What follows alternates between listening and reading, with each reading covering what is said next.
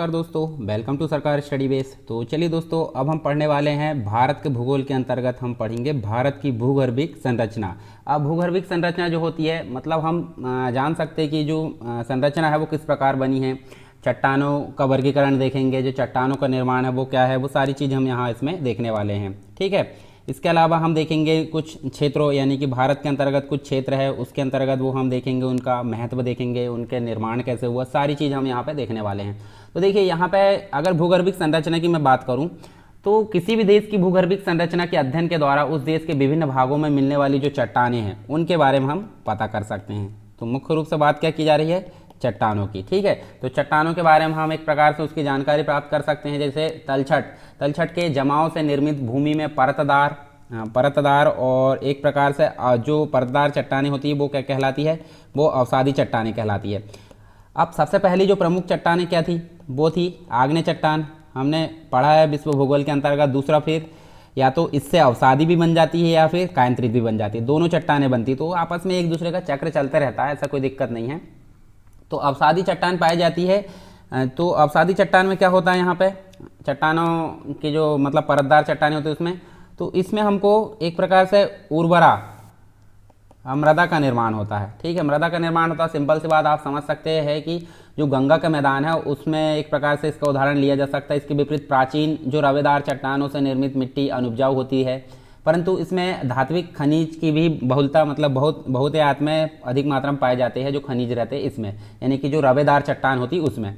अब चट्टानों का जो निर्माण है उसकी अगर बात करूं मैं, तो निर्माण कैसे होता है, निर्माण आपको पता है, जैसे ये ज्वालामुखी है। ठीक है, तो ज्वालामुखी निकली। ठीक है, ज्वालामुखी निकलने के पश्चात क्या हुआ, ये जो है लावा इसका आसपास निःसृत हो गया, और जब तुरंत ये ठंडा होगा तो समझ लो क्या बनेगी, आग्नेय चट्टान। और उसके बाद धीरे धीरे अपक्षय अपर्दन इन क्रियाओं के फलस्वरूप वो क्या बनेगी, अवसादी चट्टान बनेगी, और उसके बाद कायंत्रित चट्टान। आग्नेय चट्टान से सीधे कायंत्रित चट्टान भी बन सकती है। तो चट्टानों का निर्माण प्राय दो प्रकार से होता है, एक तो आग्नेय चट्टानों के निर्माण यानी कि पृथ्वी की आंतरिक शक्तियों के कारण, और दूसरी चट्टानों के मतलब चट्टानें जिनका निर्माण इन आग्नेय चट्टानों के रूपांतरण या अपर्दन या निक्षेपण से हुआ है।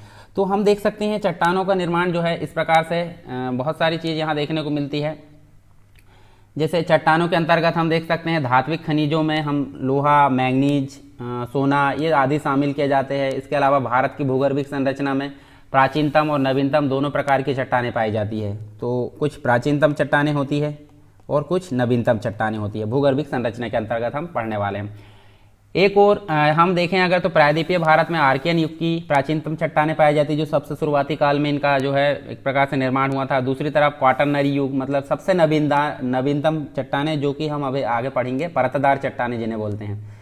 इन भूतत्वीय जो विशेषता उसके कारण अलग अलग भागों में भारत का जो है बांटा गया है। तो चलिए चट्टानों का वर्गीकरण देख लेते हैं। सबसे पहले कितने प्रकार में चट्टानों को बांटा गया है, सबसे पहले देखते हैं आद्य महाकल्प अथवा आर्कियन क्रम की चट्टानें। तो दो प्रकार की चट्टानें हैं, एक तो आर्कियन क्रम की चट्टानें और दूसरी है धारवाड़ क्रम की चट्टानें।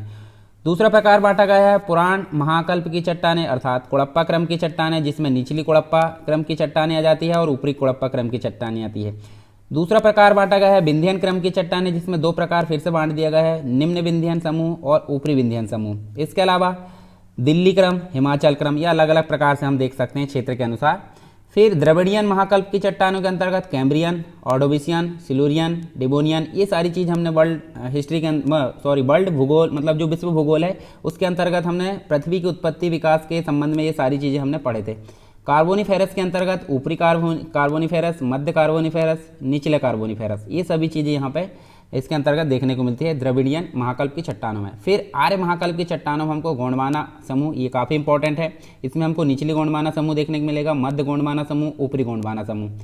फिर ऊपरी कार्बोनिफेरस, ट्रियासिक समूह, जुरासिक समूह, क्रिटेशियस समूह, दक्कन। इसके अलावा हम देख सकते हैं, और यहाँ पे देखिए हमको तृतीय जीवकल्प के अंतर्गत देखने को मिलेगा। देखिए टर्सरी क्रम की चट्टानें यानी कि यूसीन क्रम, ओलिगोसीन या मायोसीन क्रम, निचला प्लायोसीन या शिवालिक क्रम। चतुर्थ महाकल्प में या जीवकल्प में हमको देखने को मिलेगा, जिसमें क्वाटरनरी क्रम आता है, प्लेस्टोसीन, आधुनिक अथवा होलोसीन। तो ये सभी प्रकार की चट्टानें, इनमें से कुछ इंपॉर्टेंट है जो हमारे लिए काफ़ी यहाँ पे देखने को मिलता है पेपर की अनुसार, अगर देखें एग्जाम के पॉइंट से, तो ये काफ़ी इंपॉर्टेंट हमको देखने को मिलती है। तो हम देख सकते हैं जो क्षेत्र है जिसके अंतर्गत हम सबसे पहले देखते हैं दक्षिण का प्रायद्वीपीय पठार। मतलब प्रायद्वीपीय जो भारत है उसकी संरचना में चट्टानों के एक प्रकार से देखें तो अलग अलग प्रकार से हम देख सकते हैं। तो भारत में चट्टानों को पढ़ने के पहले हम देख लेते हैं इसको जो है अलग अलग प्रकार से बांटा गया है। चलिए मैप में देखते हैं। मान लीजिए मैप है, ठीक है, हम आर्कियन क्रम की चट्टानें बाद में देखेंगे। तो मैप में हम देख सकते हैं, मैप आपके सामने, तो दक्षिण का प्रायद्वीपीय जो पठार है हम देख सकते हैं ये वाला भाग, ठीक है, ये वाला भाग हमको देखने को मिलता है। उत्तर की विशाल पर्वतमाला यहाँ से देखने को मिलती है, मतलब ऊपर जम्मू कश्मीर लद्दाख से होती हुई अरुणाचल प्रदेश, नीचे है ये टर्न हो जाती है। उसके बाद उत्तर भारत के विशाल मैदानी भाग, ये वाला जो विशाल मैदानी भाग है वो हमको देखने को मिलता है। तो 3 भागों में हम यहाँ पे पढ़ने वाले हैं भूगर्भिक संरचना जो कि भारत की अंतर्गत, ठीक है। तो चलिए एक एक करके यहाँ पे देखते हैं। सबसे पहला हम देखेंगे दक्षिण का प्रायद्वीपीय पठार। तो दक्षिण के प्रायद्वीपीय पठार में हमको कुछ जो चट्टानें हैं वो देखने को मिलती है, जैसे कि आर्कियन क्रम की चट्टानें, ठीक है, पहले नंबर पर आर्कियन क्रम की चट्टानें हम देखेंगे। उसके बाद हम धारवाड़ क्रम की चट्टानें देखेंगे, फिर कुड़प्पा क्रम की चट्टानें हम देखेंगे, विंध्यन क्रम की चट्टानें, गोंडवाना क्रम की चट्टानें, दक्कन। इसके अलावा टर्शियरी क्रम और क्वाटरनरी जो चट्टानें हैं वो भी हम यहाँ पे देखने वाले हैं। तो सबसे पहले अगर बात करूं मैं यहाँ पे, तो आर्कियन क्रम की चट्टानों की बात करते हैं। तो आर्कियन क्रम की चट्टानें जो है हमको सबसे प्राचीनतम चट्टानों के रूप में देखने को मिलती है। तो देखिए आर्कियन क्रम की चट्टानें आपको कहाँ कहाँ देखने को मिलती है। एक तो आपको देखिए ये राजस्थान गुजरात वाले क्षेत्र में, मध्य प्रदेश वाले क्षेत्र में, कुछ आपको झारखंड, मध्य प्रदेश, छत्तीसगढ़ और उड़ीसा वाले क्षेत्र में देखने को मिलती है। कुछ क्षेत्र पश्चिम बंगाल का भी देखने को मिलता है। उसके बाद सिक्किम में थोड़ा सा भाग, उसके बाद आपको मेघालय वाले क्षेत्र में देखने को मिलती है। फिर नीचे आप देखें तो आंध्र प्रदेश और तेलंगाना वाले भाग में कुछ ये देखने को मिलती है। फिर आप देख सकते हैं केरल, ठीक है, कर्नाटक, उसके बाद आप तमिलनाडु वाले कुछ क्षेत्र है, ये वाला क्षेत्र में आपको ये देखने को मिलेगी। तो ये आप एक प्रकार से मैप को ध्यान में रखिए।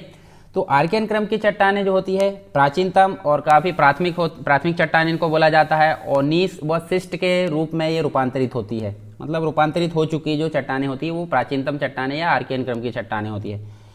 इसके अंतर्गत बुंदेलखंड नीस और बेल्लारी जो नीस है सबसे प्राचीन मानी जाती है। इसके अलावा बंगाल की अगर बात करें, पश्चिम बंगाल की, और नीलगिरी नीस जो है वो इसके एक प्रकार से प्रमुख उदाहरण के रूप में हम देख सकते हैं। और अगर जीवाश्म की बात करें तो इसमें जीवाश्म नहीं पाया जाता है। अब बात करते हैं नेक्स्ट क्रम की चट्टानें। नेक्स्ट क्रम की चट्टानें हमारे सामने देखने को मिलती है धारवाड़ क्रम की चट्टानें। धारवाड़ क्रम की चट्टानें जो होती है, जो प्राथमिक चट्टानें थी, प्राथमिक चट्टानें कौन सी थी, आर्कियन क्रम की चट्टानें। तो जो प्राथमिक चट्टानें थी, प्राथमिक चट्टानों के क्या, एक तो अपर्दन और दूसरा निक्षेपण। अपर्दन और निक्षेपण के फलस्वरूप एक प्रकार से इनका निर्माण हुआ है, और इनको एक प्रकार से परतदार चट्टानें भी बोला जाता है। मतलब एक प्रकार से निर्माण कैसे हुई, प्राथमिक चट्टानों के अपर्दन और निक्षेपण से इनका निर्माण हुआ, परतदार चट्टानें इनको बोला जाता है। मतलब वे अत्यधिक रूपांतरित हो चुकी है एवं एक प्रकार से अगर देखें तो इसमें जीवाश्म नहीं पाया जाता है। इसके अलावा क्षेत्र की अगर बात करें तो यहाँ पे हमको कर्नाटक वाले क्षेत्र में देखने को मिलती है, ठीक है, धारवाड़ जो क्षेत्र है उसमें। उसके अलावा बेल्लारी जो जिला है उसमें भी ये देखने को मिलती है। अरावली श्रेणियों में ये देखने को मिलती है, कर्नाटक अरावली श्रेणी। इसके बाद आप देख सकते हैं मध्य प्रदेश के अंतर्गत बालाघाट। इसके अलावा उसी में आप देख सकते हैं रीवा। उसके अलावा झारखंड के अंतर्गत जो है छोटा नागपुर का पठार, ये हमको देखने को मिलता है। तो देखिए यहाँ पे मैप में देख सकते हैं आप, कुछ ऊपर वाले भाग में अरावली क्षेत्र जो ऊपर तक गया वो उसमें देखिए ये वाले क्षेत्र में भी आपको देखने को मिलती है। मध्य प्रदेश का कुछ भाग में हमको देखने को मिलती है, नीचे आप देख सकते हैं देखिए। उसके बाद आपको ये झारखंड वाले क्षेत्र में छोटा नागपुर का पठार, फिर अगर मेघालय की तरफ भी देख सकते हैं, कुछ ऊपर आप अरुणाचल प्रदेश तरफ देख सकते हैं नीचे, ठीक है, ये वाले भाग में। ये देखिए आपको आंध्र प्रदेश और उड़ीसा वाले भाग में देखने को मिलती है। ये देखिए ये कर्नाटक के अंतर्गत आपको काफ़ी मात्रा में देखने को मिलती है। खनिज भंडार की अगर बात करें तो यहाँ पे हमको भारत के सर्वाधिक खनिज भंडार इसी क्रम के चट्टानों में देखने को मिलते हैं, जैसे कि लौह अयस्क, तांबा, स्वर्ण इन चट्टानों में पाए जाते हैं और काफ़ी महत्वपूर्ण खनिज इनको माना जाता है। अब नेक्स्ट अगर बात करें हम कुड़प्पा क्रम की चट्टानें, तो कुड़प्पा क्रम की चट्टानों के अंतर्गत हमको देख सकते हैं हम सबसे पहले तो देखते हैं इनका निर्माण। तो निर्माण कैसे हुआ है, इनका निर्माण जो धारवाड़ क्रम की चट्टानें थी इसके जस्ट पहले हमने जो पढ़े हैं, धारवाड़ क्रम की चट्टानों का क्या हुआ है, अपर्दन प्लस उनका निक्षेपण। अपर्दन निक्षेपण क्या होता है वो आपने पढ़ चुके हैं, ठीक है। तो ये बार बार मैं रिवीजन नहीं कराऊंगा, टाइम वेस्ट होगा, आपका भी टाइम और मेरा भी टाइम, ठीक है। तो आप पीछे के लेक्चर अगर कंप्लीट देखते चलते तो आपकी जो सारी शब्दावली है वो कंप्लीट होती चली जाएगी। धारवार क्रम की जो चट्टानें उनके अपर्दन और निक्षेपण के फलस्वरूप इन चट्टानों का निर्माण होता है, जिन्हें हम बोलते हैं कुड़प्पा क्रम की चट्टानें। ये परतदार होती है, ठीक है, जो अपेक्षाकृत कम रूपांतरित होती है, और कम रूपांतरित होने के कारण इसमें जीवाश्म रहते हैं, परंतु जीवाश्म का काफ़ी अभाव रहता है। क्षेत्र की अगर बात करें तो क्षेत्र के अंतर्गत हमको कृष्णा नदी घाटी देखने को मिलती है, ठीक है। उसके बाद नल्लामलाई क्षेत्र जो है, नल्लामलाई क्षेत्र, पहाड़ी क्षेत्र, पापघानी, चेयार घाटी, ये सभी इसमें देखने को मिलती है। जैसे कि हम यहाँ पे देखें तो देखिए इधर वाले क्षेत्र में हमको देखने को मिलती है, देखिए मतलब जो राजस्थान गुजरात वाले क्षेत्र में, कुछ आपको यहाँ पे छत्तीसगढ़ रायपुर वाले क्षेत्र में देखने को मिलती है, यहाँ पे देख सकते हैं आप ये वाले क्षेत्र में। तो ये लोकेशन आप ध्यान रख सकते हैं कुड़प्पा क्रम की चट्टानें कहाँ कहाँ पाई जाती है। नेक्स्ट बात करते हैं विंध्यन क्रम की चट्टानें। तो विंध्यन क्रम की चट्टानें जो है, इनका निर्माण की अगर बात करें तो इसके जस्ट पहले हमने क्या पढ़ा है, कुड़प्पा क्रम की चट्टानें। तो जो कुड़प्पा क्रम की चट्टानें हैं, उन चट्टानों के पश्चात क्या हुआ है, इन चट्टानों का निर्माण हुआ है। कुड़प्पा क्रम की चट्टानों के पश्चात विंध्यन क्रम की चट्टानों का निर्माण हुआ है, और इनका विस्तार अगर देखें हम तो राजस्थान के चित्तौड़गढ़ से लेकर बिहार के सासाराम तक, ठीक है। तो हम देख सकते हैं, देखिए ये देखिए बिहार तक हमको ये देखने को मिलती है, ये विंध्यन क्रम की चट्टानें काफ़ी इंपॉर्टेंट यहाँ पे है। उसके बाद हम देख सकते हैं इन चट्टानों में हमको ये क्षेत्र भी देख लिए, और बलुआ पत्थर की यहाँ पे काफ़ी मतलब एक प्रकार से परतदार चट्टानों में बलुआ पत्थर काफ़ी मात्रा में मिलते हैं, और इन चट्टानों का जो एक बड़ा भाग है वो दक्कन ट्रैप से ढका हुआ है, ठीक है। तो ये हम देख सकते हैं कुछ मात्रा में हमको विंध्यन चट्टानें यहाँ पे भी देखने को मिलती है, देख सकते हैं आप नीचे के क्षेत्र में। इसके अलावा नेक्स्ट देखें हम तो गोंडवाना क्रम की चट्टानें हमको देखने को मिलती है। गोंडवाना क्रम की चट्टानों का निर्माण देख लेते सबसे पहले। तो यहाँ पे हमको जो ऊपरी कार्बोनिफेरस युग आया था, ऊपरी कार्बोनिफेरस युग आया था, उससे लेकर अगर बात करें हम तो जुरैसिक जो युग आया था उस तक जो चट्टानों का निर्माण हुआ है वो कहलाती है गोंडवाना क्रम की चट्टानें। ये जो रहती है काफ़ी मात्रा में कोयले के लिए काफ़ी महत्वपूर्ण होती है, क्योंकि यहाँ पे हमको 90% कोयला गोंडवाना क्रम की चट्टानों से ही मिलता है। परतदार चट्टानें होती है और इसमें अवशेष भी मिलते हैं, जीवाश्म भी काफ़ी मात्रा में यहाँ पे पाए जाते हैं। तो आपको यहाँ पे जीवाश्म भी मिलेंगे। जीवाश्म में मुख्य रूप से अगर देखें तो इनमें मछलियों व रेंगने वाले जो जीव है उसके अवशेष यहाँ पे प्राप्त होते हैं। इसके अलावा क्षेत्र हम देख सकते हैं, ये दामोदर नदी घाटी, ठीक है, दामोदर नदी, उसके अलावा महानदी वाला क्षेत्र, गोदावरी वाला क्षेत्र हम देख सकते हैं, और इसकी कुछ सहायक नदियाँ यहाँ पे देखने को मिलती है। जैसे कि देखिए ये ऊपर वाले क्षेत्र में भी देखने को मिलती है, दामोदर नदी वाले क्षेत्र, महानदी वाले क्षेत्र में, गोदावरी वाले क्षेत्र, ये सभी हमको यहाँ पे इस क्षेत्र में देखने को मिलती है गोंडवाना क्रम की चट्टानें। अब बात कर लेते हैं दक्कन ट्रैप की। तो दक्कन ट्रैप आप देख सकते हैं, देखिए ये वाला क्षेत्र आपको ये दक्कन ट्रैप देखने को मिल रहा है।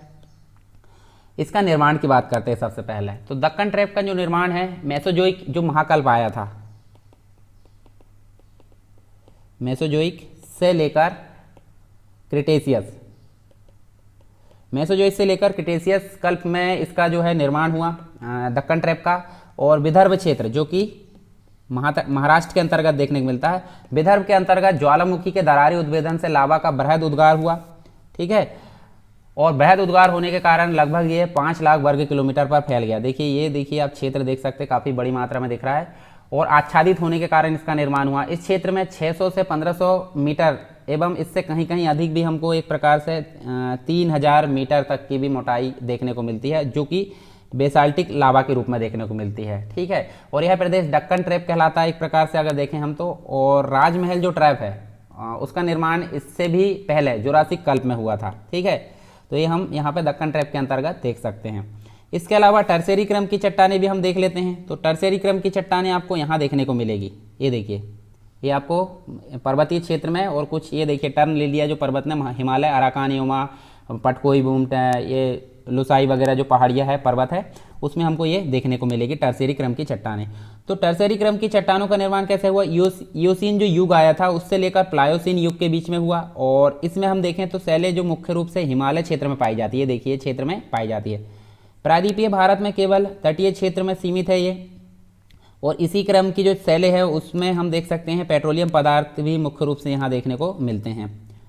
इसके अलावा यह क्रम जो है कश्मीर से कुमायूं क्षेत्र में विकसित रूप में पाया जाता है, और इसे एक प्रकार से लिलांग क्रम के नाम से भी जाना जाता है। तो ये हम ध्यान में रख सकते हैं टर्सेरी क्रम की चट्टानें। इसके बाद एक और देखने को मिलती है क्वाटरनरी क्रम की चट्टानें, ये सभी न्यू हैं। तो यहाँ हम देख सकते हैं, देखिए क्वाटरनरी क्रम की जो चट्टानें हैं उसके अंतर्गत हम यहाँ पे प्लीस्टोसीन तथा वर्तमान में होलोसीन युग शैलें सम्मिलित है। और प्लीस्टोसीन क्रम की शैलों का जो विस्तार है कश्मीर घाटी, मतलब जो ऊपरी भाग है ये वाला कश्मीर घाटी के, मतलब हम देख सकते हैं। उसके बाद झेलम घाटी, वहीं पे गंगा ब्रह्मपुत्र, ये सभी ऊपर की ओर, नर्मदा ताप्ती महानदी यानी कि ये वाले क्षेत्र में, इधर वाले क्षेत्र में भी हम देख सकते हैं। इसके अलावा गोदावरी कृष्णा, तो ये नीचे वाला क्षेत्र भी आ गया दक्षिण का थोड़ा सा। इनकी सबकी ऊपरी घाटियों में ये क्वाटरनरी क्रम की चट्टानें हमको देखने को मिलती है। ठीक है, गंगा और सतलुज की अगर बात करें तो गंगा सतलुज से अतिरिक्त जो प्रायद्वीपीय नर्मदा ताप्ती महानदी गोदावरी कृष्णा कावेरी जो नदियों के मुहाने हैं उसके कांप पर नवीन निक्षेप भी पाए गए हैं। किसके? क्वाटरनरी क्रम के चट्टानों के। करेवा सरोवरी जो निक्षेप है जिसमें बादाम, अखरोट तथा जाफरीन की खेती की जाती है, ये भी इसके अंतर्गत हम देख सकते हैं क्वाटरनरी क्रम की चट्टानों के अंतर्गत। तो हमने यहाँ पे सारी जो टर्सरी क्रम की चट्टानें हैं उसके पहले हमने बहुत सारी जो चट्टानें उनके बारे में देखें। तो यहाँ आपको एक कंप्लीट मैप है। आप अगर क्वेश्चन आता है चट्टानों का तो आप इस प्रकार से मैप बना लीजिए। तो मैप सेम टू सेम ऐसे कॉपी नहीं करना, जैसे ये आइकॉन दिए हैं तो ये वाले ये, तो आप कुछ भी बना सकते हैं। उस आइकॉन को यहाँ पे आप दर्शा दीजिए और उसको आप मैप में भी दर्शा दीजिए, तो आपको ये मैप में सारी चीज़ें दिख रही है। ठीक है, तो अलग अलग प्रकार से आप देख सकते हैं भूगर्भिक संरचना भारत के अंतर्गत। अपने अनुसार आप मैप को क्रिएट करिए। बस भारत का नक्शा एक सिंपल वे में बनना चाहिए। जैसे आपने ये भारत बनाया, इधर तरफ तो सीधा होता है, ये आपने गुजरात का कुछ भाग बनाया, ये राजस्थान का कुछ भाग बनाए और ऊपर चले और ये भारत का एक भाग बना के आपने ये उत्तराखंड के पास से आप चले और थोड़ा इसको मिटा देता हूँ, यहाँ से गड़बड़ हो गया। ठीक है, ये आपने चले और यहाँ से आए और ये नीचे की ओर आ गया और यहाँ से आके आप सिक्किम में गए, ये एक प्रकार से अरुणाचल प्रदेश हो गया। और यहाँ से आप चले तो ये त्रिपुरा, उसके बाद आप देखें तो इस प्रकार से आप भारत ऐसा नॉर्मल बना सकते हैं। ठीक है, उतनी सफाई नहीं है, परंतु एक प्रकार से आपको इंडिकेट होना है। ग्राफिक्स डिज़ाइनर आपको नहीं बनना है, वहाँ पे पेंटर नहीं बनना है। आपको एक सामने वाले को इंडिकेट कराना है कि भाई हाँ हमको पता है लोकेशन, जो भी चीज़ आप पूछ रहे हो। ठीक है, तो ये बस पता चल जाए, सामने वाला समझ जाता है और आपको नंबर दे देगा, ऐसा कोई दिक्कत नहीं है। ठीक है, चलिए अब देख लेते हैं हम प्रायद्वीपीय पठार का महत्व देख लेते हैं। प्रायद्वीपीय पठार के अंतर्गत हमने जो चट्टानें हैं वो तो पढ़ लिए, अब इसका महत्व के बारे में जान लेते हैं। काफ़ी इंपॉर्टेंट है। ठीक है, खास करके अगर देखें तो बहुत सारी जो चीज़ें हैं जैसे कि जल विद्युत के क्षेत्र में, सिंचाई के क्षेत्र में, काली मिट्टी निर्माण, लेटेराइट मिट्टी, लाल मिट्टी, ये सभी के बारे में हम देखने वाले हैं। यहाँ हम देख सकते हैं भौगोलिक तौर पर दक्कन का जो पठार है एक प्रकार से लंबवत संचलन के उदाहरण इसमें देखने को मिलते हैं। मतलब यहाँ अनेक प्रकार के जलप्रपात देखने को मिलते हैं और अगर जलप्रपात है तो सिंपल सी बात वहाँ जल विद्युत का उत्पादन देखने को मिलेगा और जल विद्युत का उत्पादन है तो सिंपल सी बात है आगे बहुत फायदा होने वाला है। मतलब जल विद्युत हर क्षेत्र में काम आ रही है, जैसे कि इंडस्ट्री में देख लो, कृषि में देख लो, कोई भी मशीनीकरण के लिए जो मतलब मशीन को चलाने के लिए भी विद्युत की आवश्यकता पड़ती है। तो जलप्रपात काफ़ी सहायक होते हैं इसके अंतर्गत जो पाए जाते हैं जल विद्युत के निर्माण में। इसके अलावा हम अगर देखें सिंचाई व्यवस्था की तो यहाँ पे हमको पठारी भाग में अनेक प्रकार के प्राकृतिक खड्डे देखने को मिलते हैं। इन खड्डों के कारण यहाँ पे क्या हो जाता है, तालाबों का निर्माण हो जाता है। अब तालाब का निर्माण हुआ, सिंपल सी बात, उसमें पानी एकत्रित होगा और जब पानी एकत्रित होगा तो क्या संभव हो जाएगा, सिंचाई व्यवस्था यहाँ पे संभव हो जाएगी। सिंचाई व्यवस्था संभव हो जाएगी, सिंपल सी बात है, कृषि में काफ़ी सहायता प्राप्त होगी। इसके अलावा दक्कन के लावा पठार के अपक्षय और अपरदन से काफ़ी मात्रा में काली मिट्टी का निर्माण हुआ। अब काली मिट्टी का निर्माण हुआ तो सिंपल सी बात आप समझ सकते हैं, ये मुख्य रूप से काली मिट्टी जो होती है एक प्रकार से कपास की खेती के लिए काफ़ी इंपॉर्टेंट होती है। तो आप देख सकते हैं काली मिट्टी वाला क्षेत्र आपको यहाँ कहीं देखने को मिलेगा इसमें। उसके बाद आप नीचे देख सकते हैं, नीचे आपको मसालों के लिए खेती मिलती है। ठीक है, और कुछ पूर्वी क्षेत्र में भी देखने को मिलती है। इसके बाद लेटेराइट मिट्टी की अगर बात करें तो पश्चिमी घाट के कारण जो अधिक वर्षा होती है वहाँ तो समतल उच्च भागों में हमको ये लेटेराइट मिट्टी देखने को मिलती है। ठीक है, ये पश्चिमी भाग में। तो यहाँ पे ये काफ़ी मात्रा में सहायक कैसे होती है, ये मसालों के लिए सहायक होती है। मसालों मतलब होता है जैसे अगर देखें हम तो चाय, कॉफ़ी, मसाले, ये सभी खेती के लिए लेटेराइट मिट्टी काफ़ी उपयुक्त होती है। प्रायद्वीपीय पठार के शेष भाग में क्या पाई जाती है, लाल मिट्टी। इधर वाले क्षेत्र में हमको लाल मिट्टी देखने को मिलती है। तो लाल मिट्टी जो होती है किसके लिए सहायक होती है, मोटे अनाज के लिए। ठीक है, मोटे अनाज के लिए सहायक होती है। इसके अलावा चावल, तंबाकू, सब्जियां, ये सभी चीज़ों को उगाने के लिए लाल मिट्टी काफ़ी मात्रा में सहायक होती है। इसके अलावा जो पश्चिमी घाट है, पश्चिमी घाट की बात करें तो ये वाला भाग, पश्चिमी घाट के अत्यधिक वर्षा वाले जो प्रदेश है उसमें हमको एक प्रकार से अलग अलग प्रकार के वृक्ष देखने को मिलते हैं, जैसे कि सागवान के वृक्ष देखने को मिलते हैं, देवदार के वृक्ष देखने को मिलते हैं, आबनूस के मिलते हैं, महोगोनी, चंदन, बांस, ये सभी आर्थिक रूप से काफ़ी इंपॉर्टेंट है, मतलब ये सदा हरित वन कहलाते हैं। तो सदा हरित वन भी हमको देखने को मिलते हैं प्रायद्वीपीय पठार में। इसके अलावा इस पठार के कुछ मतलब अगर देखें तो घास भूमियों के अंतर्गत, मतलब जो पठार है, पठार के आंतरिक भाग में कम वर्षा वाले क्षेत्र में हमको उष्ण घास भूमियाँ देखने को मिलती है, जहाँ पर क्या होता है, पशुपालन संभव होता है। तो ये भी काफ़ी इंपॉर्टेंट चीज़ यहाँ देखने को मिली। इसके अलावा हम देख सकते हैं छोटा नागपुर का पठार, इधर वाले क्षेत्र में हमको काफ़ी इंपॉर्टेंट खनिज के रूप में देखने को मिलता है। खनिजों से संपन्न ये प्रदेश है। मतलब जो पठार है वो हम देख सकते हैं, मतलब जो प्रायद्वीपीय पठार है जैसे कि सोना, तांबा, लोहा, यूरेनियम, बॉक्साइट, कोयला, मैंगनीज आदि सभी जो खनिज है उनसे परिपूर्ण यहाँ माना जाता है। और जो छोटा नागपुर का पठार है उसको भारत का रूर प्रदेश कहा जाता है। क्या कहा जाता है? भारत का रूर प्रदेश इसको कहा जाता है, क्योंकि यहाँ काफ़ी मात्रा में हमको खनिज से संपन्न ये क्षेत्र माना जाता है। क्योंकि देखें अगर तो काफ़ी मतलब एक प्रकार से जो संसाधन है उसका विशाल भंडार हम देख सकते हैं, और इन्हीं खनिजों के आधार पर यहाँ विभिन्न खनिज जो उद्योग है, उद्योग धंधे, वो उस आधारित में यहाँ पे स्थापना हो चुकी है उद्योग धंधों की। पठारी भाग के तटीय भागों में अनेक खाड़ियाँ और लेगून देखने को मिलती है। इधर लेगून, ठीक है, लेगून ऐसी चीज, ऐसा गड्ढा होता है जैसे मान लीजिए ये भूमि का भाग और ये जल का भाग, जल आ रहा है और धीरे धीरे अवसाद जमा हो गया और वो जल का भाग क्या हो गया है, यहाँ से पैक हो गया और समुद्र का जल अंदर नहीं जा रहा। तो इस प्रकार से जो गड्ढा होगा जहाँ जल भरा है वो झील कहलाएगी, और झील किस टाइप की कहलाएगी? लेगून कहलाएगी। तो हम देख सकते हैं अनेक खाड़ियाँ और लेगून मिलते हैं यहाँ पे, और बंदरगाहों और जो पोताश्रय होते हैं, जो जहाज होते हैं, उसका निर्माण यहाँ पे संभव हो सका है। किसके कारण? जो मतलब लेगून और जो खाड़ियाँ मिलती है उसके कारण। तो हम देख सकते हैं प्रायद्वीपीय पठार का काफ़ी मात्रा में यहाँ हमको महत्व देखने को मिला। देख सकते हैं, देखिए, जल विद्युत, सिंचाई व्यवस्था, काली मिट्टी का निर्माण, लैटेराइट मिट्टी, किसके लिए? मसालों की खेती के लिए, लाल मिट्टी, मोटे अनाज की खेती के लिए सदा हरित वन। तो काफ़ी मात्रा में यहाँ पे आर्थिक रूप से जो वृक्ष है वो मिलते हैं। उष्ण घास की भूमियाँ जो कि पशुपालन में सहायक होती है। खनिजों से संपन्न ये देखने को मिला। बंदरगाह हुआ, पोताश्रय यहाँ पे हमको देखने को मिले। इसके अलावा भारत का रूर प्रदेश छोटा नागपुर का पठार भी यहीं पे हमको देखने को मिला।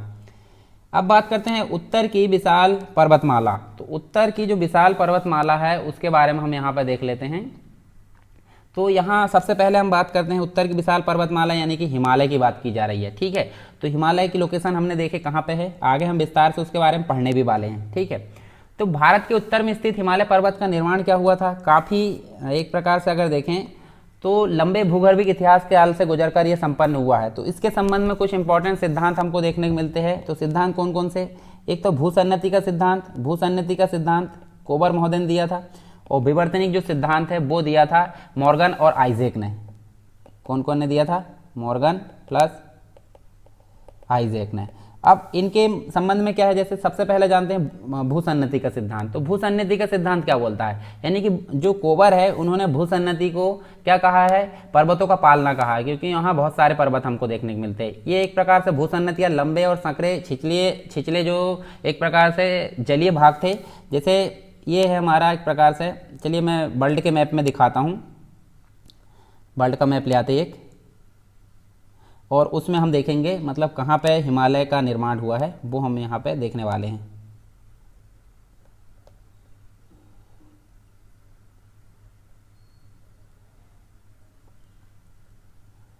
देखिए, ये वर्ल्ड के मैप में आपको भारत दिख रहा है, ठीक है, और भारत के अंतर्गत आपको हिमालय कहाँ पे नज़र आएगा? देखिए यहाँ पे देख सकते हैं, यहाँ पे आपको हिमालय नज़र आएगा पूरा। तो हम अगर भारत की बात करें तो भारत की सीमा इतनी ही थी पहले। यहाँ पे क्या था? यहाँ पे एक उथला समुद्र था। ठीक है, उथला समुद्र था, मतलब एक प्रकार से सागर था। तो उसको बोला जाता था टेथिस सागर। क्या बोला जाता था? टेथिस सागर उसको बोला जाता था। तो इधर साइड आपको पता होगा ये है अंगारा लैंड, और इधर है गोंडवाना लैंड। ठीक है, तो अंगारा लैंड और गोंडवाना लैंड जो है, यहाँ से विभिन्न प्रकार की नदियाँ और इधर से भी विभिन्न प्रकार की नदियाँ यहाँ पे बहती थी। तो जब नदियाँ बहेगी तो उनके साथ में क्या बहेगा? अवसाद बहेगा। मतलब एक प्रकार से अगर देखें तो ये जो सिद्धांत है उसके अनुसार लगभग आज से 7 करोड़ वर्ष पूर्व हिमालय के स्थान पर क्या था? टेथिस सागर था, और टेथिस सागर के दोनों साइड अंगारा लैंड और गोंडवाना लैंड था। ये अलग अलग भाग थे और इन दोनों भूमि के अवसाद जो थे टैथिस भूसन्नति में क्रमिक रूप से जमा होते रहे, क्योंकि नदियां यहाँ से बहती थी और नदियों के द्वारा अवसाद लाए जाते थे, और जिसके परिणाम स्वरूप क्या हुआ, एक प्रकार से अवतलन हुआ मतलब इस प्रकार से मोड़ या बलन पड़े, और परिणाम स्वरूप दोनों संलग्न जो अग्रभूमियां थी वो दबाव हुआ और भू संचलन उत्पन्न हुआ। इसके कारण यहाँ पे हमको विभिन्न प्रकार की श्रेणियां देखने को मिलती है, जैसे कि इसी के अंतर्गत हम देखेंगे बाद में कुंडलुन श्रेणी, हिमालय काराकोरम श्रेणी, इनका निर्माण हुआ। और बलन से अप्रभावित ये एक प्रकार से यह या अल्प प्रभावित मध्यवर्ती क्षेत्र एक प्रकार से क्या हुआ, तिब्बत का पठार माना गया। तिब्बत का पठार को या तिब्बत पामीर की गांठ भी बोला जाता है, जहां पर विभिन्न श्रेणियां आपस में आकर मिलती है, पर्वत श्रेणियां। वर्तमान की अगर बात करें तो जो दूसरा सिद्धांत हमको यहाँ पे बोलता है, ये तो हमने देखे भूसन्नति का सिद्धांत कोबर का। अब मॉर्गन का जो सिद्धांत है विवर्तनिकी सिद्धांत बोलता है, आइजैक और मॉर्गन का। तो इन्होंने प्लेट विवर्तनिकी सिद्धांत का जो है एक प्रकार से प्रतिपादन किया और व्याख्या की है कि 7 करोड़ वर्ष पूर्व भारतीय प्लेट एक प्रकार से उत्तर पूर्वी दिशा में, मतलब यहाँ फिर से देखिए मैप में, ये देखिए ये जो है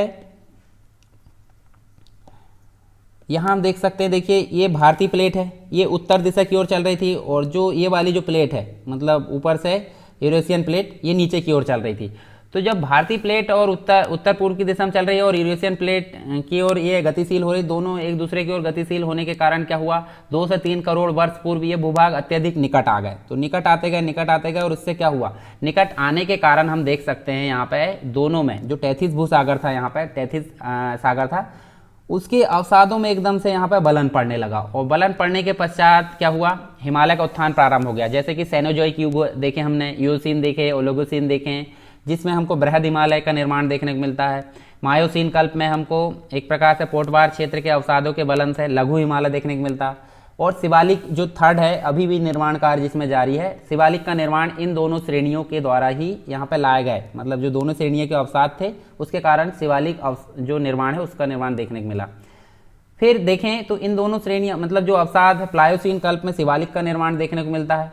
इसके अलावा क्वाटरनरी जो कि हमने पढ़े, और नियोजिक की अगर बात करें तो महाकल्प में प्लिस्टोसीन व होलोसीन आए थे, उसमें हमको इसका निर्माण देखने को मिलता है शिवालिक का। और कुछ हिमालय एक युवा पर्वत है जिसका निर्माण अभी भी वर्तमान में जारी है।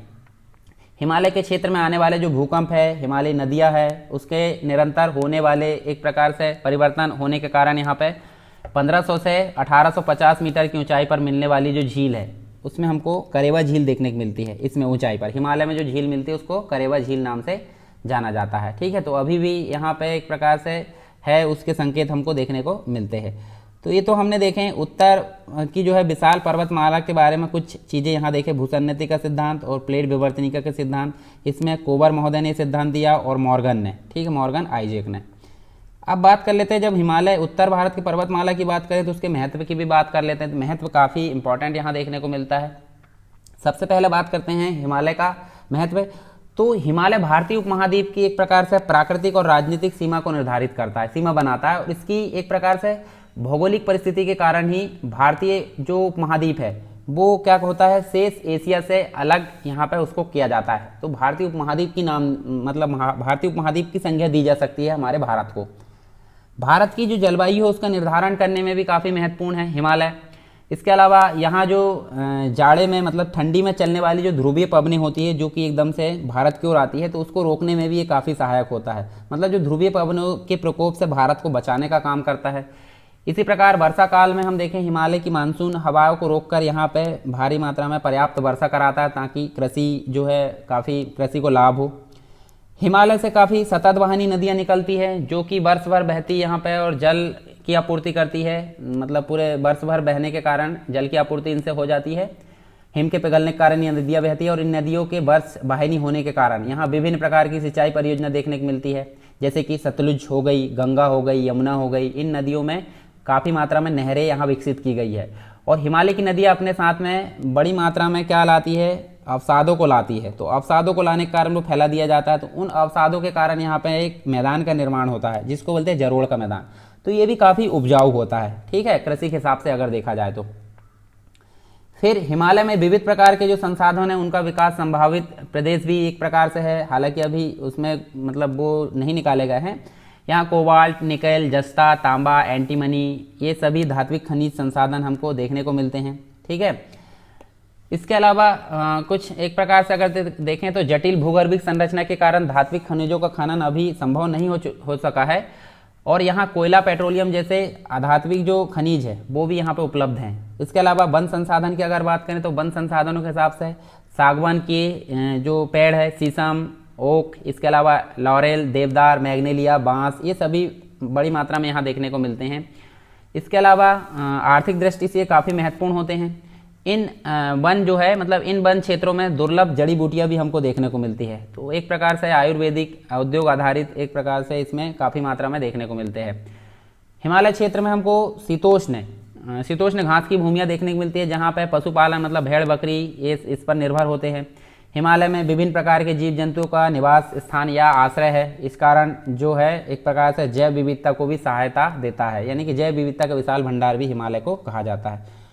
तो ये तो हमने देखे हिमालय का विशेष महत्व हमने देखे। इसके अलावा हम अब एक और चीज़ जान लेते हैं जो भूगर्भिक संरचना, उसके अंतर्गत हमको उत्तर भारत का विशाल मैदान देखने को मिलता है। ठीक है, तो उत्तर भारत का विशाल मैदान देख सकते हैं हम। देखिए इसके अंतर्गत सबसे पहले इसका देखते हैं निर्माण। तो उत्तर भारत का विशाल मैदान, इसका निर्माण हमको देखने को मिलता है क्वाटरनरी काल में, क्वाटरनरी, और साथ में हम या फिर हम बोल सकते हैं नियोजिक। ठीक है, नियोजिक महाकल्प के प्लेस्टोसीन एवं होलोसीन, जो नया काल है प्लेस्टोसीन एवं होलोसीन काल में हुआ, और यह भारत की नवीनतम भूगर्भिक संरचना एक प्रकार से बोल सकते हैं, काफ़ी नवीनतम है। ठीक है, जिसका निर्माण अभी मतलब नए जो काल है उसमें हुआ है। टैथिस भूसन्नति की निरंतर सकरा और छिछला होने पर हिमालय व दक्षिणी जो भारतीय नदियाँ थी उनके द्वारा कुछ अवसाद लाए गए। जैसे भारत की अगर बात करें तो जैसे ये भारत है, ठीक है, और यहाँ पे हिमालय हम बना लेते हैं। ठीक है, इस प्रकार से जो कुछ मतलब एक प्रकार से एक रफली, तो इधर वाली जो नदियाँ यहाँ जा रही थी और इधर वाली नदियाँ इधर, तो यहाँ से अवसाद बिछाए जाने के कारण यहाँ पे क्या हुआ, एक प्रकार से उत्तर भारत के विशाल मैदान का निर्माण हुआ। तो अवसादों के जमा होने के कारण यहाँ पे मैदानी भाग निर्मित हुआ, और इसके अंतर्गत हमको दो चीज़ें देखने को मिलती है, एक तो बांगर देखने को मिलती है और एक खादर देखने को मिलती है। तो बांगर पुराने जरोड़ के मैदान कहलाते हैं और खादर नए जरोड़ के मैदान कहलाते हैं। इस मैदानी भाग में प्राचीन जो वन प्रदेश के एक प्रकार से दब जाने के कारण यहाँ पे कोयला और पेट्रोलियम का भी काफ़ी मात्रा में यहाँ देखने को मिलता है। महत्व देख लेते हैं इसका, काफ़ी अधिक महत्व है किसका, उत्तर भारत के विशाल मैदान का। तो इसमें हमको देख सकते हैं, देखिए उपजाऊ जलोढ़ मैदान, तो मैदानी भागों की उपजाऊ जो जलोढ़ मैदा है उसमें विभिन्न प्रकार की फसलों को यहाँ पर उत्पादन किया जा सकता है, जिससे हमारी जनसंख्या व पशु को आहार प्राप्त होता है। अनेक कृषि आधारित उद्योग को कच्चा माल प्राप्त होता है इसी कारण। इसके अलावा देखें तो जो विभिन्न प्रकार की नदियाँ इसी क्षेत्र में होने के कारण यहाँ पे नहरें और सिंचाई परियोजना यहाँ पे विकसित की गई है। ठीक है, जिसके कारण काफ़ी मात्रा में यहाँ पे जो है कृषि को लाभ होता है। उसके अलावा भूमिगत जल के विशाल भंडार यहाँ देखने को मिलते हैं, जिनसे लोगों को सिंचाई एवं पेयजल संबंधी आवश्यकताओं की पूर्ति होती है। और इसके अलावा हम देखें तो मत्स्य और पेट्रोलियम पदार्थ की बात करते हैं, तो यहाँ देखिए मतलब एक प्रकार से जो क्षेत्र है मैदानी भाग, उसमें नदियों की अधिकता होने के कारण यहाँ पे मत्स्य जो पालन उसका विकास भी किया जा सकता है, और अवसादी भूगर्भिक संरचना के कारण पेट्रोलियम पदार्थों की अधिकता यहाँ पे या संभावित भंडार हम बोल सकते हैं। भूमि क्या है यहाँ की, प्राय समतल है, मतलब समतल ही अधिकतर। तो यहाँ पे हमको परिवहन व्यवस्था भी देखने को मिलती है, खास करके रेल और सड़क परिवहन व्यवस्था यहाँ पे अपेक्षाकृत विकसित अवस्था में देखने को मिलती है। तो ये सारी चीज़ हमने यहाँ पे देखे हैं उत्तर भारत का विशाल मैदान के अंतर्गत। तो एक बार हम देख लेते हैं ऊपर से कि हमने क्या क्या चीज़ें इसके अंतर्गत देख ली हैं जो भूगर्भिक संरचना उसमें, तो एक बार हमारे दिमाग में एक बार रिकॉल हो जाएगा। तो देखिए हमने भूगर्भिक संरचना के अंतर्गत चट्टानों के बारे में देखा, किस प्रकार निर्माण हुआ और कितने प्रकार की चट्टानें, वो भी हमने यहाँ पे देखा। उसके बाद दक्षिण जो क्षेत्र थे, क्षेत्र को 3 भागों में बांटा गया है। तो 3 भाग हमारे हैं, प्रायद्वीपीय पठार, तो इसके अंतर्गत हम देख सकते हैं आर्कियन क्रम की चट्टानें, धारवाड़ क्रम की चट्टानें, कुड़प्पा क्रम की चट्टानें, विंध्यन क्रम की, गोंडवाना क्रम की और दक्कन ट्रैप। इसके अलावा टर्शियरी क्रम की चट्टानें भी देखें और क्वाटरनरी क्रम की, यानी कि न्यूजोइक जो काल है उसके अंतर्गत जो बनी थी। तो इन सभी चीज़ों के बारे में हमने देखा, ठीक है, उनसे संबंधित सारे फैक्ट यहाँ पे कवर किए। उसके बाद हम देख सकते हैं यहाँ पे नेक्स्ट हमने देखा है प्रायद्वीप पठार का महत्व देखा है, जो कि काफ़ी इंपॉर्टेंट है। उत्तर भारत कि विशाल पर्वतमाला के बारे में देखा, उसका निर्माण देखा। उसके बाद हमने देखें सिद्धांत जिससे उनका निर्माण हुआ, भूसन्नति के सिद्धांत कोबर के द्वारा दिए गए, विवर्तनी के सिद्धांत मॉर्गन और आइजैक के द्वारा दिए गए। इसके अलावा हम देख सकते हैं हिमालय का महत्व, ठीक है, काफ़ी इंपॉर्टेंट है ये भी। इसके बाद हमने देखें उत्तर भारत का मैदान जिसका निर्माण देखें, क्वाटरनरी काल में इसका निर्माण हुआ और उसका महत्व देखें। तो इस प्रकार हमारी भूगर्भिक संरचना पूरी कंप्लीट हो जाती है। इसके बाद हमारा जो नेक्स्ट चलेगा भू आकृतिक प्रदेश। भू आकृतिक प्रदेश मतलब भारत के भू आकृतिक प्रदेश के अंतर्गत हम पढ़ेंगे उत्तर भारत की जो विशाल पर्वतमाला है उसके बारे में पढ़ेंगे, मैदान के बारे में पढ़ेंगे, कुछ दर्रे देखेंगे, झील देखेंगे, नदियाँ देखेंगे, हिमानी देखेंगे, पठार देखेंगे, पर्वत, ये सारी चीज़ें हम यहाँ पे देखने वाले हैं। तो हमारा जो भू आकृतिक प्रदेश है उसके अंतर्गत सारी चीज़ें कवर हो जाएगी। तो ये लेक्चर तो इतना ही था। अगर आपको पसंद आया है तो लाइक कर सकते हैं और नहीं पसंद आया था कमेंट बॉक्स में ज़रूर बताएं। डिसलाइक करने से पहले बार बार सोच लेना है कि डिसलाइक नहीं करना है, ठीक है, क्योंकि डिसलाइक करने से क्या होता है, डिमोटिवेट होता है मतलब सामने वाला व्यक्ति, तो आपको ही नुकसान होगा, सिंपल सी बात है। तो इसलिए डिसलाइक नहीं करना है। अगर कर भी दिए तो कोई दिक्कत नहीं, पर डिसलाइक करोगे तो आपको भी अच्छा नहीं लगना चाहिए। उसके बाद आप शेयर कर सकते हैं और शेयर करोगे तो दूसरों को भी फायदा होगा। तो चलिए दोस्तों मिलते हैं नेक्स्ट लेक्चर में, तब तक के लिए जय हिंद।